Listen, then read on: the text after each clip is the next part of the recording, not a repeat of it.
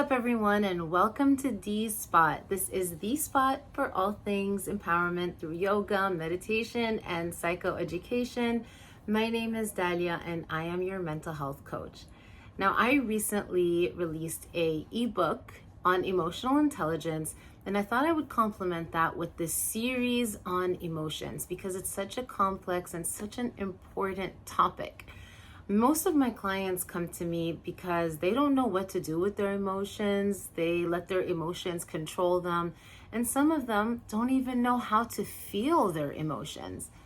As human beings, we tend to have a complicated relationship with our emotions. We fear them, we reject them, we judge them, we exile them, and we go out of our way not to feel them. But I want to teach you how to develop a healthier relationship with your emotions, because if you control your emotions instead of the other way around, they can be a powerful tool to help you navigate this thing called life, because your emotions are your compass. I'll explain a bit more about that in a bit. But first, let's understand what are emotions. We're going to look at this from a psychological lens. All right. Emotions are a complex psychological state of being, and they encompass three components.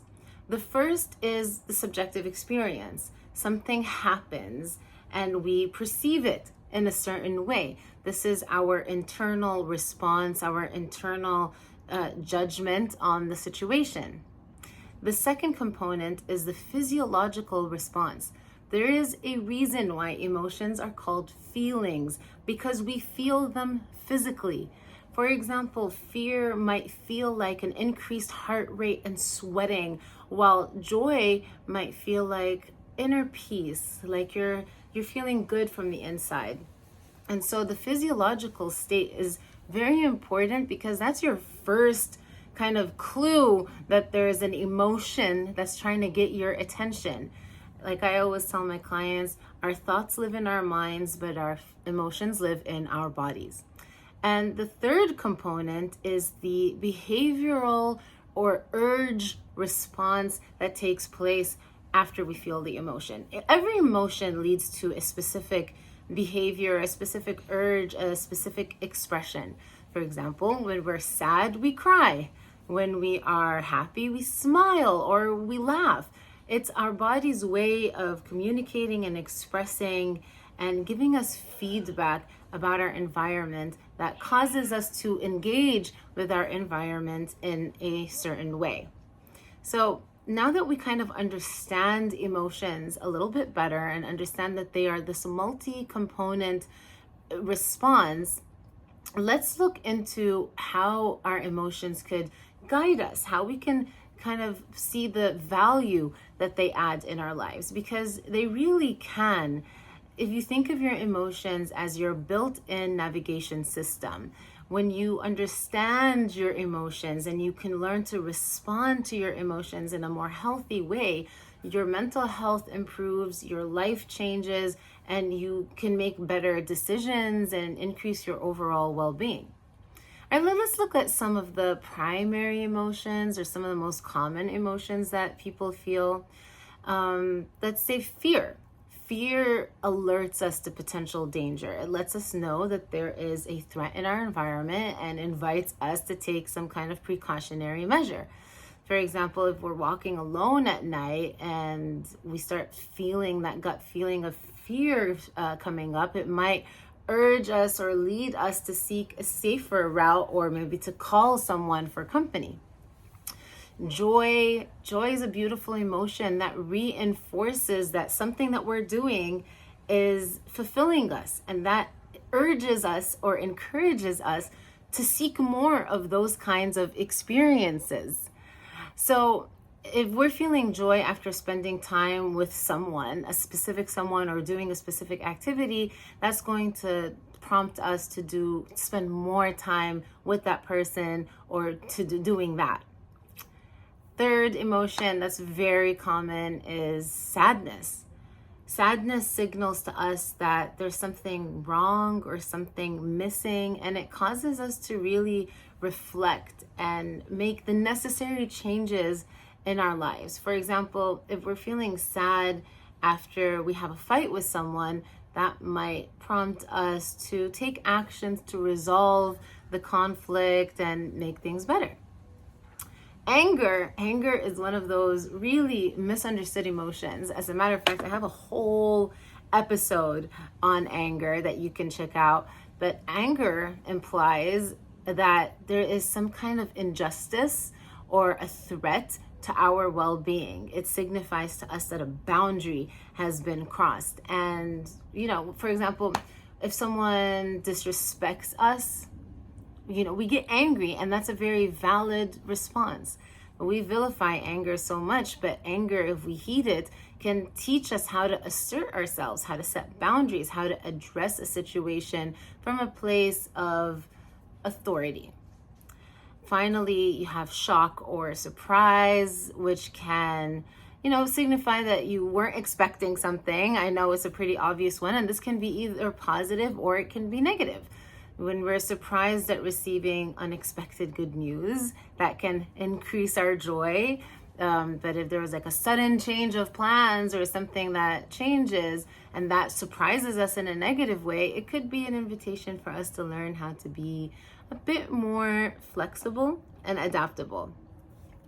So those are some of the ways that if we paid attention to our emotions, they can help us understand ourselves better and to better create a urge or a behavior that is better suited to the situation. And instead of letting our emotions control us, for example, if we're angry and we start yelling and breaking things, we can learn to control our emotions.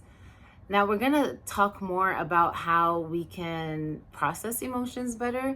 But first, I want to address some misconceptions, some very common misconceptions about emotions. The first being that emotions are irrational. How many times have you heard that? Oh, you're being irrational when you're being emotional. But emotions, even though they can feel sometimes overwhelming, they are always valid because they are based on what was the first component, our subjective experience. It's our way or our brain's interpretation of events, and that can be very informative. And if we feel like our emotional reactions are irrational, then it's an invitation for us to look at our belief system or our perception. And there's a whole episode on perception because we don't see things as they are. We see things as we are, and that's a whole other topic. The second misconception is that some emotions are bad. Like I was saying earlier, a lot of us vilify anger, for example, or we think that emotions like sadness or fear are negative or somehow bad. And as human beings, we are wired to seek pleasure and avoid pain. However, each emotion has a purpose and can provide us with really valuable insights if we learn to listen. So instead of judging our emotions as bad, maybe we can lean into those emotions and learn from what those emotions are trying to teach us. The third misconception is that being emotional is a sign of weakness somehow, but I actually think it's the contrary. I think not feeling your emotions is a sign of weakness because you're inadvertently telling yourself that you're incapable of handling certain emotions. I think that understanding and expressing your emotions is a sign of emotional intelligence and mental strength. For example, when you learn to express anger constructively, that can lead to a resolution instead of expressing anger destructively, which can lead to an escalation.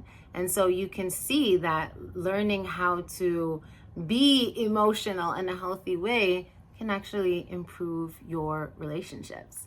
And that's why it's important to improve our relationship with our emotions. So, I want to share with you several steps that you can use in your daily life to help you better your relationship with your emotions. Number one, acknowledge your emotions. Learn how to recognize and name your emotions as they arise. I have a picture of a feeling wheel as like my home screen on my phone, and I try to make it a mindful practice to learn to identify what specific emotion am I feeling right now. And there's a lot of science about how when you name an emotion, it takes away the emotionality of it. So, learning how to identify and acknowledge and name your emotions is a very important first step. The second is to allow that emotion to be there. A lot of us try to want to change an emotion or fix ourselves because we feel bad. But if you just allowed an emotion to be there without judging it, without trying to change it, you can just accept these emotions as they arise, you will see that they transform on their own. Fun fact, scientifically speaking, an emotion is meant to last like 90 seconds. If you're still feeling an emotion after that time, it's because you have some kind of narrative in your mind that you are telling yourself about that situation or about that whatever just aroused that's keeping that emotion alive. And so that's why it's so important to just allow yourself to feel, because if you can just learn how to be with your emotions, they just pass like a cloud in the sky. Practicing mindfulness in general is a wonderful tool. You probably hear me talk about this a lot, but really mindfulness, learning how to meditate, learning how to stay present, learning how to observe things as they arise without having an immediate reaction to them, so that you can choose how to respond to your emotion instead of just automatically react the way that you've been wired to react all these years. Game changer. All right. Finally, learning how to reflect on your emotions. I like to keep an emotions journal, even like keeping a notes like on your phone, so that you can write down when something triggers you or you find yourself having a big emotional reaction to things. That's usually a sign that something needs your attention. It's an invitation to look underneath the hood and see what's going on. Now, actually taking time to reflect and understand where certain emotions come from. I'm going to do a whole other episode on triggers, because that is such an important topic, learning how to also better your relationship with your triggers. But for now, understanding that when you have an emotional reaction to something, it's usually a sign that there is something else, something deeper going on beneath the surface, an unmet need, a past hurt or grievance or something. And so when you actually take the time to reflect on that emotion, it's going to empower you to resolve it, heal it, and process it. And then finally, as always, if it's too much, your emotions, your relationship with them, everything, always seek support. Talking to a objective third party professional can really help you by giving you another perspective or providing support for you to just have this someone be an embodied presence as you process your emotions. So I hope that you understand now that emotions are not obstacles, they're not something bad or scary, but they are an essential guide in your life. And by learning how to understand and embrace your emotions, you can navigate life more effectively and more authentically. If you liked this video and found it helpful, don't forget to subscribe and like and share and do all the things. I post content twice a week. We have Mental Health Monday, where I talk about a mental health topic, and Friday Flows, where I do a yoga flow. Feel free to leave me a comment. Let me know what you'd like to learn more about. And if you want to dive even deeper into emotions and emotional intelligence, please check out my ebook. It's like a crash course or a masterclass on everything you need to know about the science of emotions and emotional intelligence. Thank you so much. I will see you next week.